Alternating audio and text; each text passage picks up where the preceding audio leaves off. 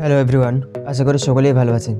আজকের এই ভিডিওতে আমি আপনাদের দেখাবো যে কীভাবে আপনারা স্টেট ব্যাংকের নেট ব্যাংকিং দিয়ে এটিএম পিন সেট বা রিসেট করবেন। তাহলে চলুন দেখে নেওয়া যাক। স্টেট ব্যাংকের এটিএম পিন নেট ব্যাংকিংয়ের সাহায্যে সেট বা রিসেট করার জন্য আপনার নেট ব্যাংকিং ইউজার আইডি এবং পাসওয়ার্ড দিয়ে নেট ব্যাংকিং লগ ইন করবেন। আমি লগ ইন করে নিয়েছি, দেখতেই পাচ্ছেন। লগ ইন করার পর ই সার্ভিস ট্যাবে ক্লিক করবেন।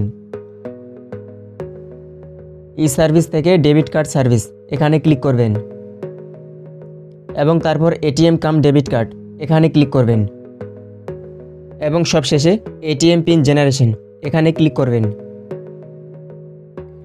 তারপর ওটিপি কিংবা প্রোফাইল পাসওয়ার্ড এই দুটির মধ্যে যে কোনো একটি সিলেক্ট করবেন। যদি ওটিপি সিলেক্ট করেন তাহলে ওটিপি এন্ট্রি করতে হবে এবং যদি প্রোফাইল পাসওয়ার্ড সিলেক্ট করেন তাহলে প্রোফাইল পাসওয়ার্ড এন্ট্রি করতে হবে।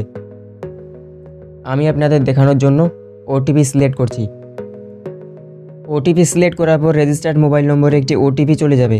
ওটিপি এখানে ফিল করতে হবে এবং তারপর সাবমিট করতে হবে। আমি ওটিপি ফিল করে আপনাদের দেখাচ্ছি। আমি ওটিপি ফিল করেছি এবং তারপর সাবমিট করছি। ওটিপি ফিল করার পর কন্টিনিউ করবেন।